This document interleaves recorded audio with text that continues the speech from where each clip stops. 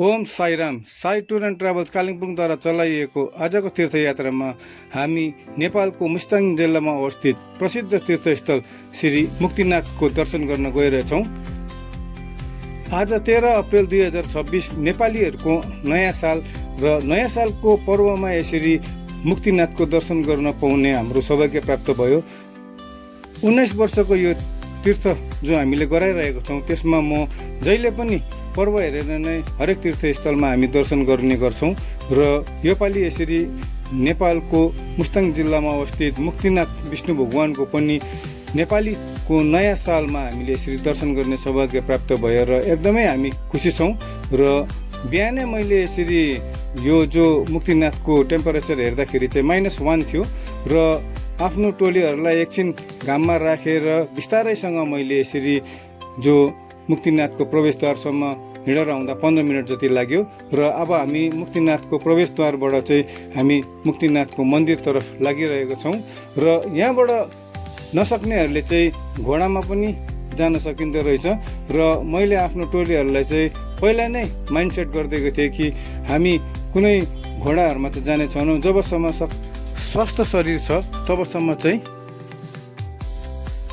कसैको निर्भरमाथि तीर्थयात्रा गर्नु हुँदैन र यसरी हामी पनि हिँडेरै गएर तीर्थस्थल गरेको चाहिँ सम्पूर्ण रूपले फल पाउँछ भनेर चाहिँ हामीले यसरी आज हिँडेर गइरहेको छौँ। र यो जो सिँढी छ त्यसबाट उकालो चढ्दाखेरि चाहिँ निकै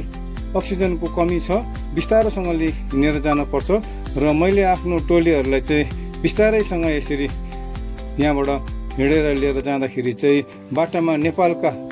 बोजूहरूले बाजेहरूले चाहिँ हामीलाई यसरी मकैको पिठो मुखमा लाउनु भनेर चाहिँ दियो र त्यो मकैको पिठो लाउँदाखेरि चाहिँ लेक लाग्दैन अरे भनेर यो पहिलाको मानिसहरूको एउटा विश्वास रहेछ र हामी त्यही अनुसार चाहिँ हामीलाई पनि यसरी मुखमा अलिअलि मकैको पिठो लगाएर हामी यसरी मुक्तिनाथको दर्शन गर्न गइरहेछौँ। अब चाहिँ हामी मन्दिरको नजिक पुग्न सक्यौँ र सर्वप्रथम हामीले 108 वटा धारामा यसरी चोखिनको लागि चाहिँ हामी जम्मैजना लुगा फेरिवरी चाहिँ फेरि त्यस धारामा चोखिन गयौँ र यो 108 वटा धारा जो ग्लेसियरबाट एकदमै हिउँ नजिकै छ त्यहीँबाट उत्पन्न भएको रहेछ र यो धारामा चाहिँ सर्वप्रथम आफूले नुहाइवरी चाहिँ त्यहाँनिर 2टा कुण्ड रहेछ, एउटा चाहिँ पाप कुण्ड अनि एउटा चाहिँ पुण्य कुण्ड। यो 2टा कुण्डमा चाहिँ दर्शन गरे पश्चात चाहिँ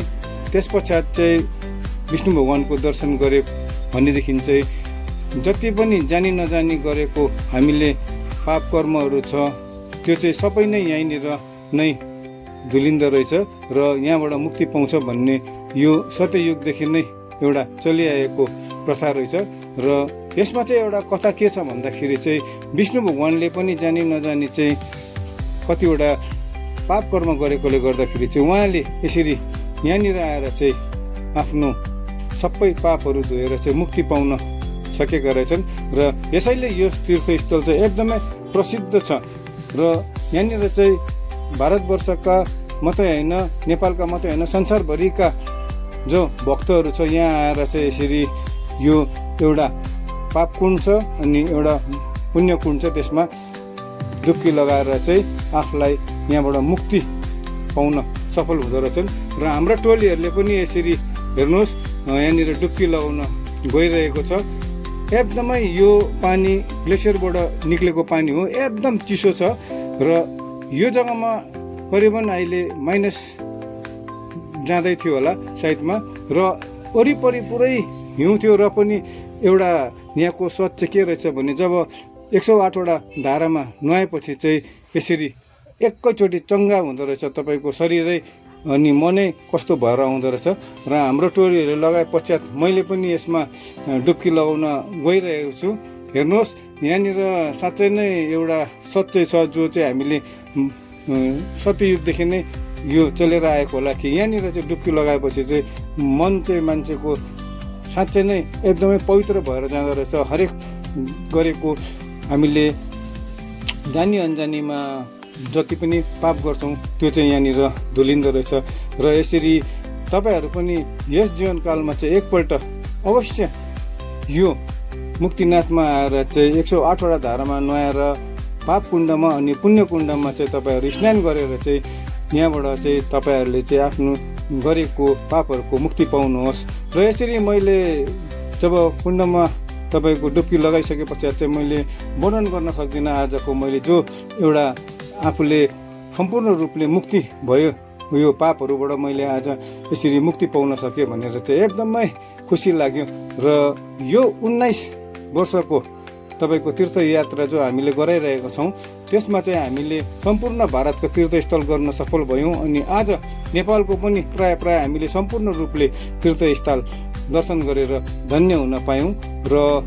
आउँदो भिडियोमा चाहिँ हामी तपाईँहरूलाई फेरि नेपालको प्रसिद्ध तीर्थस्थल श्री मनोकामनामा जो शक्तिपीठ छ त्यसको दर्शन गराउनेछौँ।